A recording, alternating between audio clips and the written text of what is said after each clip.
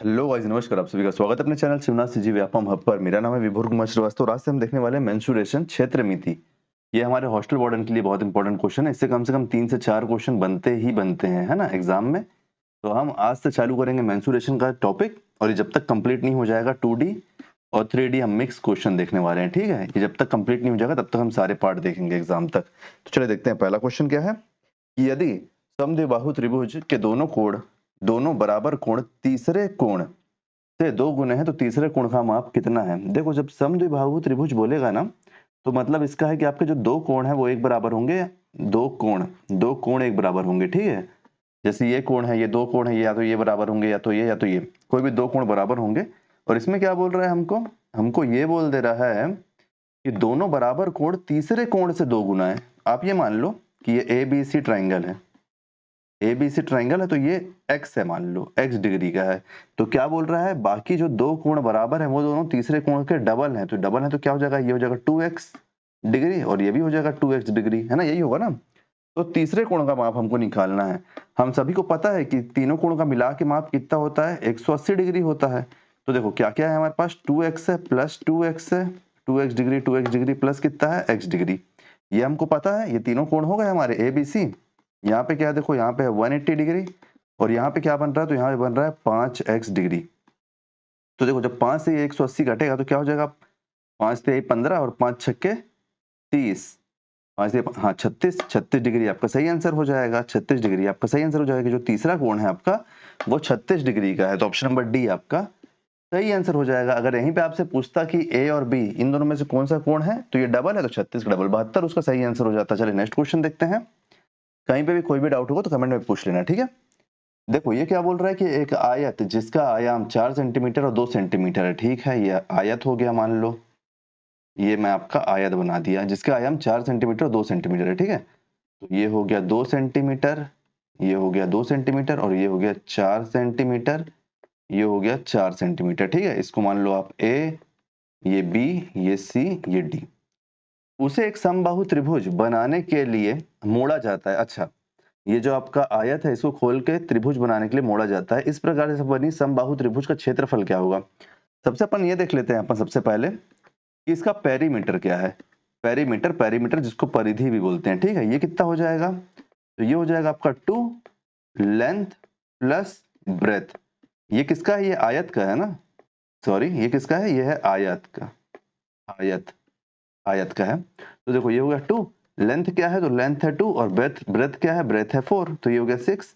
ये कितना है 2 और ये अंदर होगा 6, यहाँ पे हो गया 12। तो ये 12 सेंटीमीटर आपका ये पेरीमीटर या फिर परिधि निकल के आ गया। ये क्या है, ये जो वाला हिस्सा है ना, बाहरी हिस्सा, इसी को अपन पेरीमीटर या फिर परिधि बोलते हैं। ये तो जब अपन इसको खोलेंगे तो अपन को इसका लंबाई पता चल जाएगा कि कितना लंबा है ये। तो ये कितना लंबा निकल के आ रहा है, 12 सेंटीमीटर निकल के आ रहा है यहाँ से। अब अपन क्या करते हैं, देखो हमको क्या बोल रहा है कि एक समबाहु त्रिभुज बनाने के लिए मोड़ा जाता है। तो हमको ये चीज तो पता चल गया ना कि आयत का जो परिधि है वही परिधि इस त्रिभुज का भी रहेगा। हमको ये चीज यहाँ से समझ में आ रहा है ना। देखो ये त्रिभुज है, ये त्रिभुज का भी परिधि यही रहेगा, हमको ये तो समझ में आ रहा है। ये परिधि, ये एक मिनट, त्रिभुज बड़ा कुपोषण वाला त्रिभुज नहीं लग रहा है, त्रिभुज अपन दोबारा बना लेते हैं। इस आयत को खोल के ये त्रिभुज बन रहा है। ये हो गया ए, ये हो गया बी, ये हो गया सी, तो ये त्रिभुज है। ठीक है, इसका परिधि जो बाहर वाला हिस्सा है ये आयत का परिधि ही रहेगा क्योंकि इसी को तो खोल के बनाया है। तो देखो त्रिभुज का जो परिधि होता है या फिर पेरीमीटर होता है वो कितना होता है, तो वो होता है 3 इंटू भुजा। ये 3 भुजा है ना, 3 इंटू भुजा। तो देखो जो हमारे पास यहाँ पे परिधि दिया हुआ, ये दिया हुआ है 12 सेंटीमीटर। तो अपन 12 सेंटीमीटर को जब 3 इंटू भुजा से कंपेयर करेंगे तो ये 3 से 12 कट जाएगा, तो क्या हो जाएगा, ये हो जाएगा हमारा, एक मिनट रुको, मैं ना इसको आपको थोड़ा सा अलग तरीके से सेट करके बताता हूँ ताकि आपको और क्लियर हो जाए। देखो हमको क्या बताया है, हमको ये बताया है कि आयत का परिधि इक्वल टू त्रिभुज का परिधि है, क्योंकि आयत की ही परिधि को तो खोल के त्रिभुज बनाया गया है ना, परिधि या फिर पेरीमीटर। इंग्लिश मीडियम वाले भी गुस्सा ना हो। तो देखो आयत का परिधि हमारे पास कितना दे दिया है, 12 सेंटीमीटर। इसी को कंपेयर करना है अपन को ट्राइंगल से, तो ट्राइंगल का परिधि कितना होता है, 3 गुणा भुजा होता है। भुजा मतलब साइड, भुजा मतलब साइड। तो देखो 3 से आप जब इसको काटोगे तो हमारे पास क्या निकल के आ जाएगा 4 centimetre, 1 minute, 4 centimetre equal to क्या निकल के आ जाएगा भुजा या फिर साइड। तो बस हमको क्षेत्रफल निकालना है समबाहु त्रिभुज का। तो समबाहु त्रिभुज के क्षेत्रफल का फॉर्मूला होता है एरिया का फॉर्मूला होता है क्षेत्रफल का, क्या होता है? तो ये होता है √3/4 इंटू जो आपका ये भुजा है ना, भुजा को मैं क्या ले लूं, भुजा को मैं ए ले रहा हूं, ठीक है, साइड से कंफ्यूजन हो जाएगा आपको। भुजा को मैं ए ले रहा हूं, ए का स्क्वायर। तो देखो ये क्या हो जाएगा, ये हो जाएगा √3/4 इंटू ए क्या है यहाँ पे 4 का स्क्वायर। तो ये देखो 1 4 से 1 4 कट जाएगा, तो हमारे पास क्या आंसर बचेगा, हमारे पास बचेगा 4√3 सेंटीमीटर। ये हमारा सही आंसर हो जाएगा स्क्वायर। तो कहीं पे है ऑप्शन नंबर ए हमारा सही आंसर हो जाएगा। आप समझ गए ना? देखो आयत का परिमीटर निकाले, क्योंकि आयत को ही खोल के त्रिभुज बना रहा है, तो दोनों के परिमीटर को अपन कंपेयर कर दिए, उससे अपन भुजा निकाल लिया और हमारा आंसर यहाँ पे आ गया है। चलिए नेक्स्ट क्वेश्चन देखते हैं। नेक्स्ट क्वेश्चन क्या है, क्वेश्चन नंबर 3 कि 11 सेंटीमीटर, 7 सेंटीमीटर और 14 सेंटीमीटर की भुजाओं वाला एक त्रिभुज का क्षेत्रफल ज्ञात कीजिए। तो आप एक चीज देखो, इसमें सबसे बड़ी भुजा कौन सी है, 14 सेंटीमीटर है। तो 14 सेंटीमीटर का स्क्वायर कितना होता है 169, 7 का कितना होता है 49 और 11 कितना होता है 121। तो क्या इन दोनों को टोटल से ये बन रहा है? नहीं बन रहा है। तो जब इन दोनों को टोटल से ये नहीं बन रहा है, तो मतलब ये हमारा इसमें 90 डिग्री का कोई एंगल नहीं बनेगा, क्योंकि ये पाइथागोरस में फिट नहीं बैठ रहा है। तो देखो ये जो ट्राइंगल है, ये एक ट्राइंगल है ना, ये एक ट्राइंगल है, इसके सभी कोण अलग अलग हैं। ये 11 है मान लो, ये 14 है और ये क्या बचा 7 है। ये है ए, ये है बी, ये है सी। जब आप इसको इतना मान लिए, तो इन सभी भुजाओं का हमको क्या निकालना पड़ेगा? ये एक नॉर्मल त्रिभुज है क्योंकि, तो इसकी भुजाओं का हमको निकालना पड़ेगा सबसे पहले एस। और एस क्या होता है? तो एस होता है अर्ध परिमाप। अर्ध परिमाप इसको निकालने के लिए हम क्या करते हैं, इसको निकालने के लिए आपको तीनों जो साइड है ए प्लस बी प्लस सी, इसका अपॉन 2 करना पड़ेगा। तो देखो ए क्या है, आप मान लो ये ए है, स्मॉल ए, ये स्मॉल बी, स्मॉल सी। तो ए मान लो 11, ये यहाँ पे 11 दिया हुआ ना, सॉरी 11 प्लस 14, ये यहाँ पे 14 दिया हुआ है, 1 मिनट, यहाँ पे 14 दिया हुआ है और ये प्लस 7, ये अपॉन कितना हो जाएगा? तो ये हो जाएगा आपका 2। ऊपर से कितना हो जाएगा 12, सॉरी 25, 25 7 32, तो 32/2 ये कटा तो कितना निकल के आया 16। हमारे पास 16 सेंटीमीटर आपका हमारे पास एस निकल के आया। अब कुछ नहीं करना है, इसका ट्राइंगल के एरिया का बहुत ही सिंपल फॉर्मूला है, उसको आप यहाँ रख दो। क्या होता है वो? S under root S minus A, ये एक होगा। फिर क्या होगा? फिर होगा ये एस माइनस बी, फिर यहाँ पे क्या होगा एस माइनस सी। बस इतना ही है, इतना हो गया। अब देखो एस की जगह आप क्या रखोगे 16, अंदर क्या रखाएगा 16, फिर 16 माइनस ए कितना होता है तो 11, फिर 16 माइनस बी कितना होता है तो 14, फिर 16 माइनस सी कितना है तो 7। अब इसको आप खोलोगे तो क्या बनेगा, ये बनेगा 16, अंदर बनेगा 16 इंटू यहाँ से क्या बचा, यहाँ से बचा 5 इंटू यहाँ से क्या बचा 2 इंटू यहाँ से क्या बचा, यहाँ से कितना बच जाएगा, यहाँ से बचेगा 9। ये आया आपका अंडर रूट। ठीक है, अब आप एक चीज देखोगे, अंडर रूट है, अंडर रूट से हम क्या क्या निकाल सकते हैं। देखो 16 है, ये वाला जो 16 है ये जब बाहर निकलेगा तो ये 4 हो जाएगा। ये वाला जो 9 है ये जब बाहर निकलेगा तो ये 3 हो जाएगा, 3 हो जाएगा ना। अब आपके पास यहाँ पे क्या बचेगा, अंदर अंदर बचेगा आपके पास, अंदर बचेगा आपके पास 10, तो यहाँ पे 10 हो जाएगा। तो देखो अरे 1 मिनट, सॉरी मैं बाहर भी एस लिख दिया हूँ क्या? बाहर एस नहीं आएगा, बाहर एस नहीं आएगा, तभी तो यहाँ पे गलत हो रहा है। ये एस बाहर नहीं आएगा, ठीक है, एस केवल अंदर रहेगा, अंदर से फॉर्मूला बनेगा।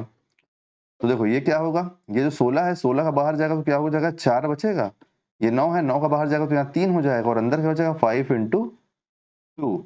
तो यहाँ से क्या बचेगा, यहाँ पे आएगा आपके पास इन दोनों इंटू का तो 12, और यहाँ पे अंदर क्या है, अंदर है 10, तो 12 अंडर रूट 10 सेंटीमीटर आपका सही आंसर हो जाएगा कि यही आपका ट्राइंगल का एरिया है। तो उम्मीद करता हूँ ये भी क्वेश्चन आपको समझ में आ गया होगा। ऑप्शन नंबर सी इसका सही आंसर है। कहीं पे भी कोई भी डाउट हो तो पूछ लेना, उसको मैं आपको क्लियर करवा दूंगा। चलिए नेक्स्ट क्वेश्चन देखते हैं, क्वेश्चन नंबर 4। एक त्रिभुज का क्षेत्रफल 456 वर्ग सेंटीमीटर है, इसकी ऊंचाई 24 सेंटीमीटर है। अच्छा हमको ऊंचाई बता दिया यहाँ पे, तो देखो ऐसा ट्राइंगल होगा, तभी तो हमको इसकी ऊंचाई बताया है यहाँ पे। ऐसा ट्राइंगल होगा ये 90 डिग्री का एक कोण बनेगा यहाँ पे। 90 डिग्री एक कोण बनेगा, ऊंचाई 24 सेंटीमीटर बोल दिया, तो मतलब ये 24 सेंटीमीटर होगा, है ना। ये देखो ए है, ये बी है, ये सी है। तो अब एक बात बताओ मेरे को, हमको जो एरिया का फॉर्मूला होता है हमसे पूछा क्या है, देखो सबसे ज्यादा जरूरी हमारे लिए आधार पूछा है। ट्राइंगल के एरिया का एक फॉर्मूला ये भी होता है 1/2 इंटू हाइट इंटू बेस होता है। हमसे क्या पूछा है, बेस। हमको ऊंचाई दिया हुआ है, हमारे को क्षेत्रफल भी दिया हुआ है। सॉरी, अरे सॉरी, पेन गिर गया। देखो तो ये एरिया की जगह क्या आएगा, एरिया की जगह आ जाएगा 456 इक्वल टू, ये हो गया 1/2, हाइट कितना दिया हुआ है 24 इंटू बेस हमको निकालना है, तो ये हो गया बेस। इजी पड़ रहा है ना, है ना। तो देखो अब अपन इसको कैसे सॉल्व कर सकते हैं, अपन इसको या तो यहाँ डायरेक्ट काट सकते हैं या तो इसको इधर भी लेके जा सकते हैं। 24 दूनी 48 होता है ना, नहीं इसको अपन यहीं से काटते हैं। देखो ये कैसे जाएगा, ये 12 बार में जाएगा, 12 बार में गया, 12 तिहाई 36, 12 चौके 48, है ना। 12 तिहाई 36 हो जाएगा, 36 होगा। चलो ऐसे सिंगल सिंगल काटो। देखो ये जाएगा 6 बार में, ये 2 8 बार में जाएगा। फिर जब 6 से आप इसको काटोगे तो 6 3 जा 18 और बचा कितना 48, तो 6 8 जा 48, तो 38 सेंटीमीटर आपका इसका सही आंसर आ जाएगा। 38 सेंटीमीटर इसके बेस की वैल्यू है। क्या वैल्यू है, तो 38 सेंटीमीटर क्या है, बेस की वैल्यू। तो आपको कुछ मतलब चीजें क्लियर होनी चाहिए, जो हमारे थ्योरम्स हैं वो क्लियर रहेंगे तो आपसे क्वेश्चन एक एक बार में बनेगा। ये सारे क्वेश्चन बहुत ही ज्यादा इंपॉर्टेंट है और सभी क्वेश्चन एग्जाम में आए हुए हैं, इसलिए आपको पता होना चाहिए। चलिए नेक्स्ट क्वेश्चन देखते हैं। नेक्स्ट क्वेश्चन क्या है, क्वेश्चन नंबर 5 कि दो समरूप त्रिभुज के क्षेत्रफल क्रमशः 121 वर्ग मीटर है और दूसरा है आपका 64 वर्ग मीटर। यदि पहले त्रिभुज की माध्यिका 12.1 मीटर है तो दूसरे त्रिभुज की माध्यिका क्या होगी। अब एक बात मेरी हमेशा याद रखना, जब भी ऐसा क्वेश्चन आएगा बिना डरे कंपेयर करना है हमको। कंपेयर करना है तो देखो हमेशा एरिया आपका वर्ग मीटर या स्क्वायर या फिर सेंटीमीटर स्क्वायर में रहता है। तो देखो आप ये मान लेना कि एरिया 1 अपॉन एरिया 2 कंपेयर कर रहे ना, इसलिए ये रूट में आया, ये रूट में आया। अब देखो माध्यिका है ये, तो जो एरिया 1 की माध्यिका है वो उसके सामने और जो एरिया 2 की माध्यिका है वो उसके सामने, बस और कुछ नहीं। तो देखो ये जब आपका रूट के अंदर आएगा तो एरिया 1 कितना है 121 अपॉन एरिया 2 कितना है तो 64, ये यहाँ पे हुआ इक्वल टू, यहाँ पे क्या है m1 का क्या दिया हुआ है हमको, पहले त्रिभुज की माध्यिका क्या दी हुई है 121 नहीं सॉरी 12.1 अपॉन नीचे का हमको निकालना है तो ये m2 है। अब अपन यहाँ पे सॉल्व करते हैं, ठीक है। देखो 121 जब रूट से बाहर आएगा तो ये हो जाएगा 11, 64 जब रूट से आएगा बाहर तो ये हो जाएगा 8। यहाँ पे हमारे पास क्या है, यहाँ पे हमारे पास 12.1 अपॉन m2। देखो ये पॉइंट है, मेरे को ये पॉइंट का छल्लस नहीं चाहिए तो इस पॉइंट को मैं काट दे रहा हूँ। ये नीचे आ गया नीचे आ गया 10, ये एक इसके पीछे, क्योंकि ये कितने बार में गया, ये गया 11 बार में, ठीक है। ये 11 बार में गया, ये 8 ऊपर जाएगा, m2 इधर जाएगा तो ये m2 इधर आएगा। और जब ये 11 है, 11 इंटू 8 होगा और नीचे 10 है तो ये 88/10 है, तो 88/10 को अपन और क्या लिख सकते हैं 8.8 मीटर। तो आंसर हमारा कौन सा सही हो जाएगा, ऑप्शन नंबर सी हमारा सही आंसर हो जाएगा। चलिए नेक्स्ट क्वेश्चन देखते हैं। नेक्स्ट क्वेश्चन क्या है, कंपेयर करना है बस था यहाँ पे, ठीक है। जो जिसके सामने उसको वहीं लिख देंगे। देखो एक त्रिभुज का परिमाप 100 सेंटीमीटर है। देखो ये हो ए, ये बी, ये सी। मैं आपको पिछले क्वेश्चन में बताया था ना परिमाप क्या होता है, जो लंबाई है त्रिभुज के बाहरी भुजाओं की, ये होता है आपका परिमाप। तो देखो इसका टोटल जो है वो 100 है। यदि इसकी दो भुजाएं बराबर हैं और तीसरी भुजा बराबर भुजा से 10 अधिक है, ठीक है, अपन ये मान लेते हैं। देखो ये x है, मान लो ये x है, दो बराबर भुजा है और तीसरी भुजा उससे 10 बड़ी है, तो इन सब का टोटल मिला के हमको 100 सेंटीमीटर बोला है ना। तो देखो 100 सेंटीमीटर इक्वल टू कौन कौन सी है, देखो x है, फिर x है, फिर क्या है x प्लस 10। तो आप एक चीज देखो, ये 10 जो इधर आ जाएगा तो 100 में से 10 जाए, 100 है, 100 में से 10 जाएगा और इधर क्या है, इधर है 3x। यहाँ पे कितना हो गया, यहाँ पे हो गया 90, ये कितना यहाँ पे 3x, ये 3 से 90 कटेगा तो क्या हो जाएगा, ये हो जाएगा 30 और यहाँ पे क्या है ये है x। तो हमारे पास x की वैल्यू कितनी निकल के आ गई, x की वैल्यू निकल के आ गई 30। तो देखो यहाँ पे 30 आंसर में है, आप लगाओगे आपका आंसर गलत हो जाएगा। क्यों, क्योंकि हमसे तीसरी भुजा की लंबाई पूछा है और तीसरी भुजा 10 अधिक है, ये वाली भुजा 10 अधिक है ना, तो देखो 30 प्लस 10 40। तो ये होती है ट्रिक फंसाने की कि आपको 30 सेंटीमीटर भी दे दिए ताकि आप जल्दी जल्दी जब आपके पास पेपर आप बनाओगे ना और आप देखोगे कि अरे मेरा 30 आंसर सही आ गया है, तो आप तुरंत 30 को आंसर सही मारोगे और आगे भगोगे, क्योंकि आपके और भी तो क्वेश्चन बनाने हैं, केवल एक क्वेश्चन में अटक के थोड़ा ना रहना है। तो कौन सा ऑप्शन हमारे लिए सही हो जाएगा? ऑप्शन नंबर सी हमारे लिए सही आंसर हो जाएगा। चलिए नेक्स्ट क्वेश्चन देखते हैं। नेक्स्ट क्वेश्चन क्या है? क्वेश्चन नंबर 7 कि एक त्रिभुज का परिमाप 200 सेंटीमीटर है और यदि इसकी दो भुजाएं बराबर है तथा तीसरी भुजा बराबर वाली भुजा से 20 अधिक है, तो तीसरी भुजा क्या होगी? देखो ये सेम टू सेम वही क्वेश्चन है, आ गया है, तो इसको आप बनाओ। ये क्वेश्चन आपके लिए होमवर्क है। इसका आंसर मैं आपको बता दूं क्या? नहीं, रहने दो, अगर मैं आंसर ही बता दूंगा तो फिर आप बनाओगे क्या, है ना? इसको आप बनाओ। बाकी अपन नेक्स्ट क्वेश्चन देखते हैं कि नेक्स्ट क्वेश्चन क्या बोल रहा है। Question number 8। क्वेश्चन नंबर 8 है कि उस त्रिभुज का क्षेत्रफल ज्ञात कीजिए जिसकी भुजाएं 5 सेंटीमीटर, 12 सेंटीमीटर और 13 सेंटीमीटर है। देखो एक चीज मेरे को यहां से दिख रहा है कि 5 सेंटीमीटर का स्क्वायर कितना हो जाएगा? ये हो जाएगा 25, और ये हो जाएगा आपका 12 सेंटीमीटर का 144 और 13 सेंटीमीटर का हो जाएगा 169। तो देखो ये अगर मैं इसको हाइपोटेन्यूस मानता हूं तो इसका और इसका टोटल 169 होता है। मतलब ये एक ऐसा ट्राइंगल है जिसका एक 90 डिग्री है, ठीक है, और जो इसकी सबसे बड़ी भुजा है वो हाइपोटेन्यूस है। तो देखो सबसे बड़ी भुजा क्या है? 13 नंबर, 13 सेंटीमीटर, 13 सेंटीमीटर। और इन दोनों में से आप किसी को भी कुछ भी मान लो, हाइट मान लो आप 12 सेंटीमीटर और आप बेस मान लो 5 सेंटीमीटर। ये मेरे को कैसे पता चला? ये आप समझ गए ना? देखो मैं एक बार आपको बता देता हूं। जब आप पाइथागोरस थ्योरम लगाओगे, पाइथागोरस जब आप थ्योरम लगाओगे तो आप हमेशा क्या करोगे? हाइपोटेन्यूस इक्वल टू बेस का स्क्वायर प्लस आप हाइट का स्क्वायर करोगे। सॉरी सॉरी सॉरी, ये हो गया क्या? हाइपोटेन्यूस का स्क्वायर, हाइट का स्क्वायर करोगे आप, है ना? तो देखो हाइट को क्या मान लिया अपन? 12 है तो ये 144 हो जाएगा, ये 5 का सेंटीमीटर ये हो जाएगा 25, तो इधर भी 169 और इधर भी 169 हो जाएगा। तो हमको पता चल जाएगा कि ये 90 डिग्री का है, क्योंकि इसका जो ये है हाइपोटेन्यूस, इसके आधार और हाइट ये स्क्वायर के बराबर का है। बस इसलिए मैं जान गया हूँ इसको। अब अपन इसको आगे देखते हैं क्या बोल रहा है हमको। इसका क्षेत्रफल निकालने बोल रहा है। तो जब भी ऐसा ट्राइंगल हमारे पास रहेगा तो इसका तो सबसे इजी क्षेत्रफल का एरिया है ना, half into height into base, half into height into base. ये किसका फॉर्मूला है? Area of this triangle, sorry area of this triangle. देखो हाफ है, हाइट कितनी है? हाइट और बेस का खेल है, तो हाइट और बेस तो अपन लोग ले सकते हैं। इसको हाइट HEI लिख देता हूं, HEI, कहीं आप हाइपोटेन्यूस मत ले लो इसको। एक मिनट ना यार देखो ढंग से लिखाता नहीं है ना तो मेरे को अच्छा नहीं लगता, इसलिए तुम लोग सोचते हो ना कि मैं कितनी बार मिटाता हूँ। कारण बस यही है कि अगर अच्छे से नहीं लिखाता ना मेरे को ना सेल्फ सेटिस्फेक्शन नहीं मिलता, सेल्फ सेटिस्फेक्शन। तो तुम लोग थोड़ा वेट तो मेरे सेटिस्फेक्शन के लिए कर सकते हो ना यार, कि नहीं कर सकते बताओ? ये 1/2 है इंटू हाइट इंटू बेस।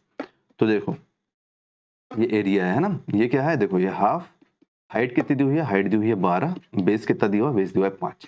दो में से जब ये जाएगा तो ये हो जाएगा 6, तो हमारे पास क्या निकल के आ जाएगा? हमारे पास निकल के आएगा 6 पंचे 30 सेंटीमीटर स्क्वायर। तो ये हमारा सही आंसर हो जाएगा, ठीक है। तो देखो ये क्या निकल के आ गया? ये हमारा एरिया निकल के आ गया, दिक्कत वाली कोई बात नहीं है। ऑप्शन नंबर सी हमारा सही आंसर हो जाएगा। चलिए नेक्स्ट क्वेश्चन देखते हैं। दुर्ग में बहुत तेज बारिश हो रही है यार, रात के लगभग 2 बजे मैं ये वीडियो बना रहा हूँ। आज तारीख क्या लग गया? आज लग गया 6 तारीख मंगलवार। तो अगर आवाज आ रहा हो तो एडजस्ट कर लेना थोड़ा सा। तो देखो ये क्वेश्चन क्या है? दो समरूप त्रिभुज का क्षेत्रफल 169 सेंटीमीटर स्क्वायर और 121 सेंटीमीटर स्क्वायर है। यदि त्रिभुज की बड़ी भुजा 26 है तो दूसरे त्रिभुज की बड़ी भुजा क्या होगी? देखो ये कंपैरिजन वाला क्वेश्चन है। दो समरूप त्रिभुज यहाँ पे भी पूछा है और देखो वहां पे भी बराबर का ही त्रिभुज होगा। एक मिनट ना, देखो यहाँ पे भी समरूप त्रिभुज है। कंपेयर अपन जब कर रहे थे तो यहाँ पे भी समरूप त्रिभुज था, तो ये रहेगा ही। जब कंपेयर करेंगे ना अपन तो दो त्रिभुज एक ही जैसे रहेंगे। दो समभुज त्रिभुज है वहां भी, तो यहाँ पे भी वही है। देखो दो समरूप त्रिभुज है। तो देखो यहाँ पे हमको क्या बोल रहा है? ये ट्राइंगल है, मान लो ये ट्राइंगल है, ये ट्राइंगल है। ये क्या है? देखो ये है A, ये है B, ये है C, ये है D, ये है E, ये है F, ABCDEF, ठीक है। तो देखो यहाँ पर यदि बड़े त्रिभुज की सबसे बड़ी भुजा 26, तो अपन इसको मान लेते हैं कि इसकी भुजा 26 है। तो दूसरे त्रिभुज की सबसे बड़ी भुजा क्या होगी? तो दूसरे त्रिभुज की भी सबसे बड़ी भुजा हमको इसी को लेना पड़ेगा, क्योंकि जो साइड चलते रहता है ना हम उसी को देखते हैं। ऐसे ट्राइंगल समभुज त्रिभुज में क्या रहेगा? तो देखो A B equal to DE देखेंगे। देखने के मुकाबले में बता रहा हूँ ना, इक्वल मत समझ लेना, हम जो किससे किसको देखेंगे मैं ये बता रहा हूँ आपको। तो देखो ये ए बी है, ये डीई है, तो अपन इन दोनों का संबंध देखेंगे। फिर ये क्या है? देखो ये बी सी है, ये ई एफ है, तो अपन इन दोनों से कंपेयर करेंगे। और ये जैसे डी ए सी है, एसी को कंपेयर किससे करेंगे? एसी को कंपेयर करेंगे अपन डी एफ से। ऐसा कंपैरिजन होता है, ठीक है। तो देखो मैं आपको पिछली बार ही बताया था कि सेंटीमीटर का स्क्वायर है, सेंटीमीटर का स्क्वायर, और सबसे पहले आप इसको फेंकोगे कहाँ पे? रूट में। सबसे पहले आप इसको फेंकोगे कहाँ? रूट के अंदर। तो देखो रूट एरिया 1 अपॉन एरिया 2। अब देखो यहाँ पे क्या है? कंपेयर करना है हमको, भुजा करना है। तो देखो ए बी का कंपेरिजन किससे करेंगे?